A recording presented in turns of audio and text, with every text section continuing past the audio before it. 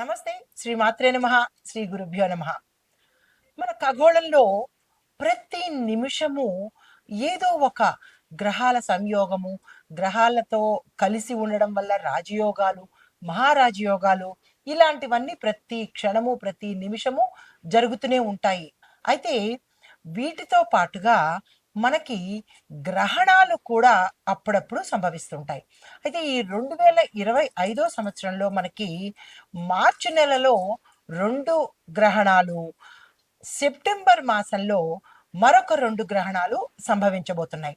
అయితే మార్చి 14న ఒకటి, మార్చి 29న ఒకటి 2 గ్రహణాలు కనబడబోతున్నాయి. సూర్యగ్రహణాలు, చంద్రగ్రహణాలు. అయితే వీటితో పాటుగా మనకి అన్ని గ్రహణాలు మన భారతదేశ ప్రకారం చూసుకున్నట్టయితే అన్నీ మనకి కనపడవు. కొన్ని పాక్షికంగా కనబడతాయి, కొన్ని అస్సలు కనబడవు, కొన్ని విదేశాలలో కనబడుతూ ఉంటాయి. అలాంటప్పుడు మీకో సందేహం రావచ్చు. పాక్షికంగా కానీ, లేదా మనకి కనబడకపోయినా కానీ, మనం ఆ విధి విధానాలు పాటించాలా అంటే తప్పనిసరిగా పాటించుకోవాలి. మనకి కనబడినా, కనపడకపోయినా, కనబడితే ఉండే తీవ్రత కన్నా మనకి ఎక్కువ తీవ్రత ఉంటుంది కనబడితే. కానీ కనబడకపోతే తీవ్రత తక్కువ ఉంటుంది కాబట్టి, మనకి తెలుస్తుంది కాబట్టి, మనము కొంత పరిహారాలు కనుక పాటించుకోవడము, కొంత నియమ నిబంధనలు పాటించుకోవడం జరిగితే కనుక వాటి వల్ల వచ్చే దుష్ప్రభావాలు కానీ, దోషాలు కానీ మనం తప్పించుకున్న వాళ్ళం అవుతాము. అయితే ఈ 2025లో మనకి మొత్తం 4, 2 సూర్యగ్రహణాలు, 2 చంద్రగ్రహణాలు. అయితే మార్చిలో కనిపించేది అంటే మార్చి 14వ తారీఖున కనిపించేది సంపూర్ణ చంద్రగ్రహణము. కానీ అది మన భారతదేశంలో కనిపించట్లేదు. మన ప్రేక్షకులు దేశ విదేశాల్లో ప్రపంచం మొత్తం ఉంటారు కాబట్టి ఏ దేశంలో ఉండేవాళ్ళు ఈ నియమాలు పాటించుకోవాలి అనే అంశంలో ఈ చంద్రగ్రహణము యూరప్, అమెరికా, ఆఫ్రికా, పసిఫిక్ ప్రాంతాల్లో కనిపిస్తుంది. మన భారతదేశంలో కనిపించట్లేదు. ఈ ప్రాంతాల్లో ఎవరైతే నివసిస్తున్నారో మన వ్యూవర్స్ అంటే మన ప్రేక్షకులు వారు తప్పనిసరిగా నేను చెప్పబోయే పరిహారాలు, జపాలు, హోమాలు అక్కడ మీ శక్తి అనుసారము మీ పరిసరాల్లో దొరికే అవకాశాన్ని బట్టి మీరు తప్పనిసరిగా పాటించుకోండి. అయితే మార్చి 29ని పాక్షిక సూర్యగ్రహణం ఇది. అయితే ఇది భారత కాలమాన ప్రకారము అంటే ఇది మన భారతదేశంలో కనిపిస్తుంది. చాలా జాగ్రత్తలు తీసుకోవాలి. అందులో సూర్యగ్రహణము పట్టపగలు సమయము. అయితే ఈ సమయం మనకి మన స్టాండర్డ్ టైం ప్రకారము ఇండియన్ స్టాండర్డ్ టైం ప్రకారము మధ్యాహ్నం 2:21 నుంచి సాయంత్రం 6:14 వరకు ఈ సూర్యగ్రహణం మన భారతదేశంలో కనబడుతోంది. దీనితో పాటుగా అయితే మార్చి 29వ తారీఖు 2025 సంవత్సరంలో పాక్షిక సూర్యగ్రహణం రాబోతోంది. అయితే ఇది భారత కాలమాన ప్రకారము మధ్యాహ్నం 2:21 నుంచి సాయంత్రం 6:14 వరకు ఉంటుంది. అయితే ఇది ఏ ఏ ప్రాంతాల వారికి వర్తిస్తుంది అంటే కనుక Bermuda, Barbados, Denmark, Austria, Belgium, ఉత్తర బెల్జియం అంటే north Belgium, Finland, Germany, France, Hungary, Ireland, Morocco, Greenland, తూర్పు కెనడా, లిథువేనియా, నెదర్లాండ్స్, పోర్చుగల్, ఉత్తర Russia, Spain, Suriname, Sweden, Poland, Norway, Ukraine, Switzerland, England మరియు యునైటెడ్ స్టేట్స్ ఆఫ్ అమెరికా యొక్క తూర్పు ప్రాంతాల్లో ఇది కనిపిస్తుంది. కాబట్టి ప్రేక్షకులు మీరు ఏ ఏ ప్రాంతంలో ఉన్నారో దేశ విదేశాల్లో ఉన్నారు కాబట్టి మీ ప్రాంతానికి సంబంధించినటువంటి ఈ గ్రహణానికి సంబంధించినటువంటి నియమ నిబంధనలు తప్పనిసరిగా పాటించుకోండి. అయితే ఇది మన భారతదేశంలో కనిపించదు కాబట్టి పాక్షికంగా ఉంటుంది కాబట్టి మన భారతీయులు కూడా దీనికి సంబంధించినటువంటి నియమ నిబంధనలను పాటిస్తే ఆ గ్రహణ దోషాల నుంచి తప్పించుకుంటాము. అయితే ఇది మరొక గ్రహణాలు సెప్టెంబర్ 7, 8 సంపూర్ణ చంద్రగ్రహణము. ఇది మన భారతదేశంలో మాత్రం కనిపిస్తుంది. తరువాత సెప్టెంబర్ 21న పాక్షిక సూర్యగ్రహణము. అంటే 2 చంద్రగ్రహణాలు, 2 సూర్యగ్రహణాలు మార్చి, సెప్టెంబర్ మాసాల్లో కనిపించబోతున్నాయి. అయితే ఈ సూర్యగ్రహణము మన భారతదేశంలో కనిపించట్లేదు. చంద్రగ్రహణం మాత్రమే కనిపిస్తోంది. ఏ దేశాల్లో కనిపిస్తోంది ఈ పాక్షిక సూర్యగ్రహణము సెప్టెంబర్ నెలలో అనే అంశాన్ని మనం తదుపరి సెప్టెంబర్ నెలలో వివరంగా తెలియచేసుకుందాము. అయితే ఇప్పుడు మన భారతదేశంలోనూ మిగతా దేశాల్లోనూ మార్చి 29వ తారీఖు కనపడబోయే ఈ గ్రహణానికి సంబంధించినటువంటి సమయాలు, సూతక కాలము, పట్టు, విడుపు, నియమ నిబంధనలను వివరంగా చెప్తాను. నోట్ చేసుకోండి లేదా మరలా వినే ప్రయత్నం చేయండి. అయితే గ్రహణ ప్రారంభానికి 12 గంటలు సూతక కాలము అంటారు. గ్రహణం పట్టే సమయం మనం చెప్పుకుంటున్నాము. దానికి ముందు 12 గంటల నుంచి సూతక కాలం కాబట్టి ఆ సమయంలో నియమాలు ఏంటంటే ఆహారము తీసుకోకూడదు, పూజలు చెయ్యకూడదు, ముఖ్యమైన కార్యక్రమాలు అంటే పెళ్ళిళ్ళు కానీ, ఉపనయనాలు కానీ, లేదా ఒడుగులు, బారసాలలు ఇలాంటివేవైనా గృహప్రవేశాలు ఏదైనా శుభకార్యాలు ఉంటే అవి ఆపివేయవలసిన పరిస్థితి. దీంతో పాటు గర్భిణీ స్త్రీలు మాత్రము ప్రత్యేకమైన జాగ్రత్తలు తప్పనిసరిగా తీసుకోవాలి. తరువాత గ్రహణ అనంతరము, గ్రహణం ముందు స్నానము, సూతక కాలంలో ఏమీ చెయ్యకూడదు. గ్రహణ అనంతరము స్నానం చేసి మనము గరికతో ఇల్లంతా శుభ్రం చేసుకుని, పసుపు నీళ్ళతో శుభ్రం చేసుకుని, ఆ తరువాత స్వామివారికి పూజా కార్యక్రమాలు చేసుకుని విధి విధానంగా మనం అన్ని కార్యక్రమాలు చేసుకోవచ్చు. అయితే గ్రహణానికి పట్టే సమయం మనకి తెలుస్తోంది కాబట్టి ప్రతి ఒక్క తినే పదార్థం మీద కానీ, ఊరగాయల మీద కానీ, మన తినుబండారాలకు సంబంధించినటువంటి అన్నిటి మీద దర్భలు కనుక వేసినట్టయితే ఆ సమయంలో ఆ ఆహార పదార్థాలకి ఏవైనా దోషాలు అంటుకుంటే అవి తిన్న మనకి ఆ దోషాలు కూడా అంటుకుంటాయి. కాబట్టి ఈ గ్రహణ సమయంలో దర్భను లేదా గరికను తీసుకొచ్చి మీ గృహాల్లో ఏవైతే తినుబండారాలు ఉంటాయో, ఎక్కడైతే మీరు తినుబండారాలు స్టోర్ చేసుకుంటున్నారో ఆ ప్రాంతాల్లో తప్పనిసరిగా దర్భను, గరికను వేసుకోండి. దర్భ అంటే ఎండుగడ్డి, గరిక అంటే పచ్చగడ్డి. దర్భ దొరకని వాళ్ళు పచ్చగడ్డి వేసుకున్నా తప్పులేదు.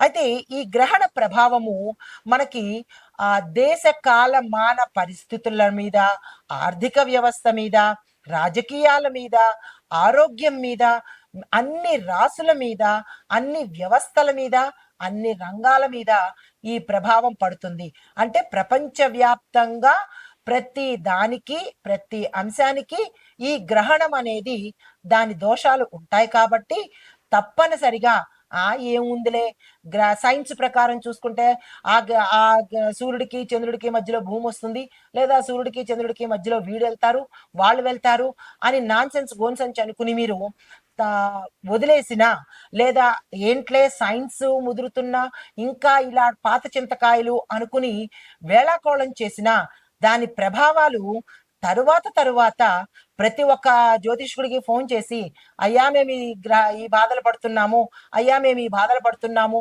ఈ ఇబ్బందులు పడుతున్నాము అని ఫోన్ చేసే పరిస్థితి నుంచి తప్పించుకుంటారు. ఎందుకంటే గ్రహాలతో జ్యోతిష్యంతోనూ అది ఆడుకునే వ్యవహారం కాదు, వెటకారం చేసే వ్యవహారం అంతకన్నా కాదు. దాని తీవ్ర పరిణామాలు మనమే అనుభవించాలి, ఎవరో అనుభవించరు. కాబట్టి తప్పనిసరిగా మరీ చెబుతున్నాను, గ్రహణ సమయాల్లో చెయ్యవలసిన పని తప్పనిసరిగా చేసుకోండి. అయితే ఈ గ్రహణ సమయంలో ఆధ్యాత్మిక కార్యక్రమాల్లో పాల్గొనడము, తరువాత ఏదైనా మంత్రం దీక్ష తీసుకున్నా, ఉపాసన దీక్ష తీసుకున్నా, సిద్ధి దీక్షలు తీసుకున్నా, లేదు మేమేమీ తీసుకోలేదు అని అనుకున్నా కానీ ఈ సమయంలో మీరు ఏదైనా ఒక మూలమంత్రాన్ని, ఏ భగవానుడిదైనా పర్వాలేదు, మూలమంత్రాన్ని కనుక నిరంతరము ఆ సమయంలో కనుక జపించినట్టయితే విశేషమైన ఫలితాలు అంటే ఏ కోరిక కోరుకుని తీసుకునే వాళ్ళు కొంతమంది ఉంటారు.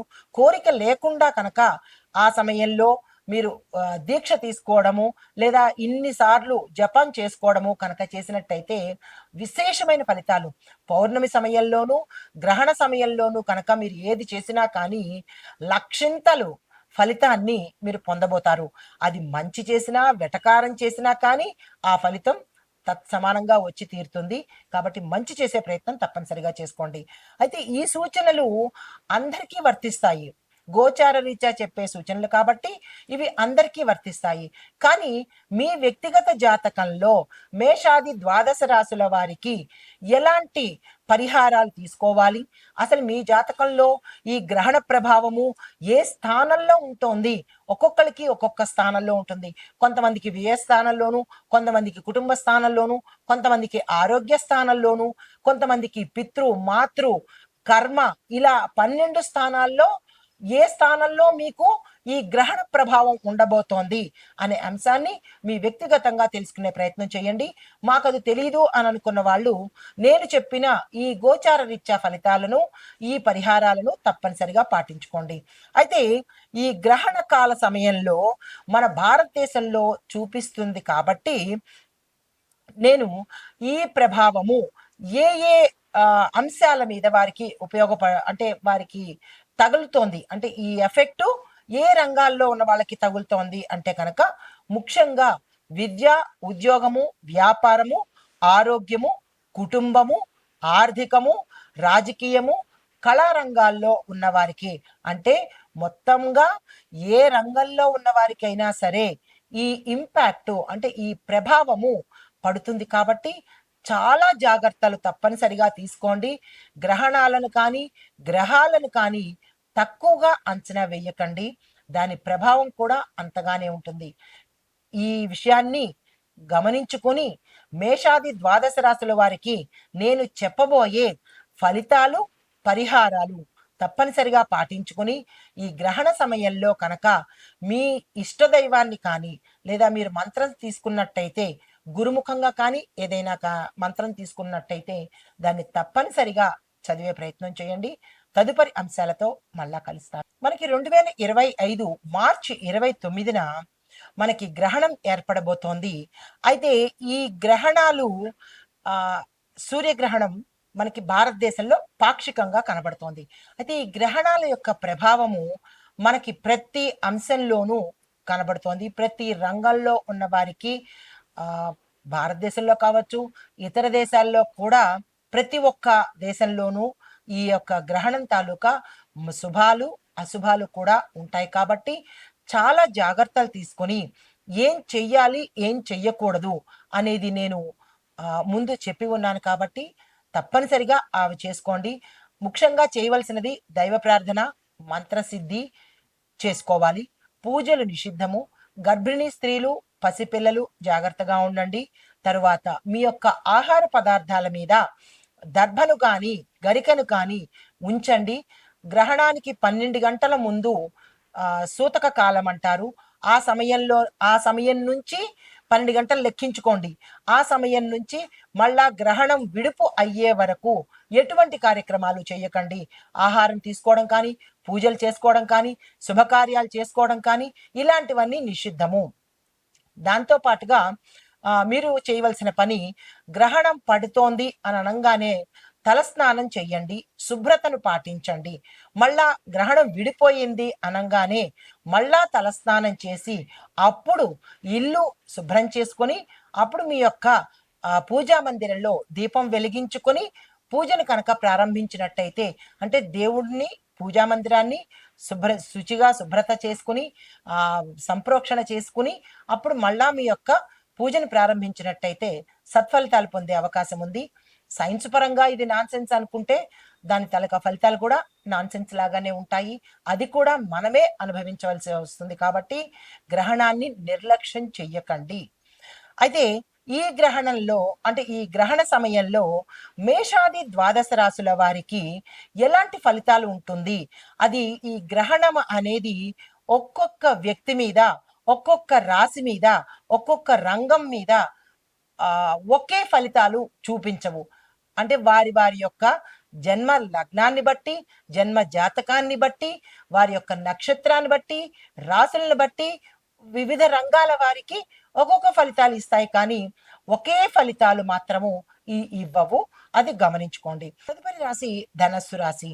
ఈ రాశిలో ఉండే వారికి గ్రహణ సమయంలో ఏ రంగాల్లో వాళ్ళకి ఎలా ఉండబోతోంది అంటే కనుక, ఉద్యోగస్తులకు విపరీతమైన ఒత్తిడి, మానసిక క్షోభ, కొంతమంది ఉద్యోగం మానివేయవలసిన పరిస్థితి, కొంతమందికి ఉద్యోగాలు దొరక్క ఇబ్బంది పడే పరిస్థితి గోచరిస్తోంది. సంయమనం పాటించుకోండి. మీ పై అధికారుల ఒత్తిడి కావచ్చు, లేదా మీ సహోద్యోగుల ఒత్తిడి కావచ్చు, మిమ్మల్ని మానసిక క్షోభకు గురి చేసే అవకాశం గోచరిస్తోంది. జాగ్రత్తలు పాటించుకోండి. తర్వాత వ్యాపారంలో, వ్యాపారం అనగానే వర్తక వాణిజ్య వ్యాపార పారిశ్రామిక రంగాల్లో ఉన్న వాళ్ళ అందరికీ కూడా ఇదే ఫలితం వర్తిస్తుంది. మీకు అన్ఎక్స్పెక్టెడ్గా కొన్ని దుర్వార్తలు వింటారు. అంటే మీ యొక్క వస్తువులు కానీ, మీ యొక్క ఫ్యాక్టరీస్ కానీ, లేదా మీ వ్యాపార సంస్థలు కానీ అగ్నికి కాలిపోవడం కానీ, లేదా దొంగల్లో బారి పడ్డం కానీ, లేదా విపరీతమైన నష్టాలు రావడం కానీ, లేదా మీ పెట్టుబడులు నష్టపోయే అవకాశం కానీ, ఏదైనా సరే ఈ ఈ రంగాలకు సంబంధించిన వాళ్ళకి విపరీతమైన దారుణమైన నష్టాలను, అది ద్రవ్యపరమైన అంటే డబ్బుపరమైన నష్టమే కాదు, వస్తుపర నష్టము, వ్యాపార నష్టము, మీ స్థాన నష్టము కూడా, అంటే నష్టాలంటే అన్ని రకాల నష్టాలు ఈరోజు మీకు గోచరిస్తున్నాయి. కాబట్టి చాలా జాగ్రత్తగా వ్యవహరించండి. అయితే ఆరోగ్యపరంగా చూసుకున్నట్టయితే కడుపుకు సంబంధించినటువంటి తీవ్రమైన అనారోగ్య సమస్యలు, దానితో పాటు ఆపరేషన్స్ అయ్యే అవకాశం కూడా అన్ఎక్స్పెక్టెడ్గా, నిన్నటి వరకు బాగున్నారు, ఈరోజు ఏమైంది, ఆపరేషన్ అంటే ఇది ఆకస్మికంగా వచ్చిన వ్యాధి కాదు, ఆకస్మికంగా వచ్చిన రుగ్మత కాదు, సమస్య కాదు. గత కాలంగా మీకు తెలియక దాన్ని నెగ్లెక్ట్ చేసి ఉంటే ఈరోజు విపరీతంగా బయటపడే అవకాశం కనబడుతోంది. చాలా జాగ్రత్తలు తీసుకోండి. ఇలాంటి సూచనలు ఏమైనా కనిపిస్తే కనుక డాక్టర్ని సంప్రదించండి. కుటుంబపరంగా చూసినట్టయితే కుటుంబంలో ఒత్తిడి పెరుగుతుంది, కొంచెం నష్టాలు కలిగే అవకాశం గోచరిస్తోంది. జాగ్రత్తలు తీసుకోండి. అయితే మీకు చెప్పదగిన పరిహారము, ఈరోజు దత్తాత్రేయ స్వామిని మంత్రం చదవటం కానీ, ఘోర కష్టోద్ధారక దత్తాత్రేయ స్వామి వారి అష్టకం వినడం కానీ చేసినట్టయితే ఒకంత మంచి ఫలితాలు వస్తాయి. దీంతో పాటు మీ యథాశక్తి పసుపుని దానంగా ఇచ్చుకోండి. భక్తి పాటలు, ఈ రోజంతా భక్తి పాటలు వినడం కానీ, లేదా ఏదైనా నామస్మరణ చేయడం కానీ, మంత్రజపం చేయడం కానీ చేసినట్టయితే సానుకూలమైన ఫలితాలు పొందే అవకాశం గోచరిస్తోంది. ఇది ఈ రాశిలో ఉండే వారికి చెప్పదగిన గ్రహణ నియమాలు, గ్రహణ దోషాలు, గ్రహ పరిహారాలు చెప్పడం జరిగింది. దీనితో పాటుగా ఈ రాశిలో ఎవరైనా గర్భిణీలు కానీ ఉంటే, పిల్లలు కానీ ఉంటే కనుక జాగ్రత్తలు తీసుకోండి. దర్భను మీ ఆహార పదార్థాలు నిల్వ ఉంచే ప్రదేశంలోనూ, ఆహార పదార్థాల మీద కూడా గరికను కానీ దర్భను కానీ ఉంచే ప్రయత్నం చేయండి. మంత్రజపం తప్పనిసరిగా చేసుకోండి. ఆహారం తీసుకోకండి, పూజలు చెయ్యకండి. గ్రహణ స్నానం చెయ్యండి, అంటే పట్టు స్నానము, విడుపు స్నానము చేయండి. సూతక సమయంలో దైవారాధన, అంటే ఆరాధన అంటే మానసిక జపం తప్పనిసరిగా చేసుకోండి. నమస్తే. అయితే ఈ గ్రహణ ప్రభావాన్ని మనం అనుభవించకుండా తగ్గించుకోవడానికి దానాలు, జపాలు, పూజలు, అంటే గ్రహణం విడిచిన తరువాత చేసే పూజలు, శుద్ధి కార్యక్రమాలు చాలా తప్పనిసరి. ఇల్లుని శుద్ధి చేయడము, పూజా గది శుద్ధి చేయడము, దేవుణ్ణి శుద్ధి చేయడము తప్పనిసరి. మాంసాహారము, మద్యము ఈ రెండు నిషిద్ధము. ఈరోజు బ్రహ్మచర్యం తప్పనిసరిగా పాటించాలి. వీటితో పాటు ఇందాక మనం వృక్షారోహణ అనే అంశాన్ని, ఒక చిన్న మాటను మీకు చెప్పాను. అసలు వృక్షారోహణము అంటే ఏమిటి అనే అనుమానం మీకు రావచ్చు. దాని గురించి వివరంగా చెప్తాను. అయితే వృక్షారోహణము అంటే చెట్లను నాటడము, ట్రీ ప్లాంటేషన్ అంటారు. అయితే ఇది పర్యావరణ పరిరక్షణకు చాలా ముఖ్యమైనది. ఈ చేయడం వల్ల భూమి మీద ఆక్సిజన్ పెరుగుతుంది, అంటే సైంటిఫిక్ రీజన్గా. అది మరి ఆధ్యాత్మికంగా చేసినట్టయితే కనుక భూమి అంటే రాహు కుజుడు, రాహు కుజ కేతు వీటి యొక్క ప్రభావం నుంచి మనం తప్పించుకునే అవకాశము, వారి యొక్క దోషాలను, అంటే ఆధ్యాత్మిక పరంగా ఫలితాలు ఏమిటి అంటే ఈ గ్రహాల యొక్క దోషాన్ని తప్పించుకుంటాము. మన ప్రాపంచికంగా అంటే మన సైంటిఫిక్‌గా చెప్పుకున్నట్టయితే ఆక్సిజను ఎక్కువగా మనం ఇచ్చిన వాళ్ళం అవుతాము చెట్లు నాటినడం వల్ల. అయితే కాలుష్యం తగ్గుతుంది. వాతావరణంలో వచ్చే ఫ్లక్చుయేషన్స్ మార్పులు కూడా మంచిగా జరిగే అవకాశం ఉంది. అయితే ఈ వృక్షారోపణ చేయడం వల్ల ప్రయోజనాలు ఏంటంటే కనుక వాతావరణం చల్లబడుతుంది, వర్షాపాతం పెరుగుతుంది. దానితో పాటు మట్టి నేల దుర్వినియోగం తగ్గుతుంది. అంటే ఇప్పుడు మట్టి ఇసుకని ఎక్కువగా మనం ఎక్స్‌పోర్ట్ చేసేస్తూ ఉంటున్నారు. అక్కడి నుంచి ఇక్కడికి, ఇక్కడి నుంచి ఇక్కడికి. ఈ తడిసిన మట్టిని మనం మంచిగా ఉపయోగించుకునే అవకాశం కనబడుతుంది. జీవ వైవిధ్యానికి సహాయపడుతుంది. ఆరోగ్యకరమైన వాతావరణాన్ని ఈ మొక్కలు నాటడం వల్ల మనం పొందే అవకాశం కనబడుతోంది. అయితే ఎలాంటి చెట్లు నాటాలి అనే సందేహం మీకొస్తుంది. పిప్పల, వేము, తులసి, బిల్వ, బిల్వ అంటే మారేడు, అరటి, ఆమ్ల, ఆమ్ల అంటే ఉసిరి వంటి అంటే ఈ వృక్ష జాతులను కనుక ఏదైనా దేవాలయంలో కానీ లేదా మీ ఇంట్లో కానీ నాటినట్టయితే కనుక పవిత్రమైన మొక్కలుగా చెప్తాం వీటిని. వాటి యొక్క ఫలితం మీకు అందే అవకాశం ఉంటుంది. దీనితో పాటు గ్రహ దోషాలను కూడా అంటే మనం సైంటిఫిక్‌గా మంచి ఫలితాలు వస్తున్నాయి. కానీ గ్రహరీత్యా కూడా ఈ నేను చెప్పిన ఈ వృక్షాల తాలూకా గ్రహాలకు అనుకూలంగా ఉండి మీకు మంచి చేసే అవకాశము ఆధ్యాత్మిక పరంగా కనబడుతోంది. అయితే జ్యోతిష పరంగా చూసినట్టయితే కనుక బుధ గ్రహ యొక్క దోష నివారణకు అంటే ఎవరైనా బుధగ్రహ సంబంధిత దోషాలతో బాధపడుతున్నట్టయితే కనుక తులసి, పచ్చని పళ్ళ చెట్లను నాటండి. తరువాత శనిగ్రహ ప్రభావంతో బాధపడుతున్న వాళ్ళు వేము, పిప్పల ఈ 2 చెట్లను నాటండి. ఇంట్లో కానీ, మీ దేవాలయాల్లో కానీ, లేదా పరిసర ప్రాంతాల్లో కానీ. తరువాత గురుగ్రహ దోషాలతో ఎవరైనా బాధపడుతుంటే ఉసిరి చెట్టు కనుక నాటినట్టయితే కనుక గురు గ్రహానికి సంబంధించినటువంటి దోషాలు పోయే అవకాశం గోచరిస్తోంది. దీంతో పాటు రవి, మంగళుడు అంటే సూర్యుడు, కుజుడికి సంబంధించినటువంటి ఏవైనా గ్రహ దోషాలు మీ జాతకంలో ఉంటే కనుక బిల్వ చెట్టు అంటే మారేడు చెట్టుని కనుక నాటినట్టయితే ఈ గ్రహాలకు సంబంధించిన దోషాలు మీ జాతకంలో ఉంటే అవి పోతాయి. కాబట్టి ఇప్పుడు నేను చెప్పిన ఈ బుధ, శని, గురు, రవి, మంగళుడు ఈ గ్రహాలు అనుకూలంగా మీ జాతకంలో ఉండాలి అంటే ఈ చెట్లను నాటే ప్రయత్నం తప్పనిసరిగా చేసుకోండి. అయితే సాంకేతిక పరంగా చూసినట్టయితే ఈ మొక్కలు నాటి సంరక్షించి నీళ్లు పోసినట్టయితే కనుక మన తరతరాలు సుఖశాంతులతో ఉంటాయి. గ్రహ దోషాలు కానీ పితృదోషాలు కానీ పోయే అవకాశం కనబడుతోంది. నమస్తే.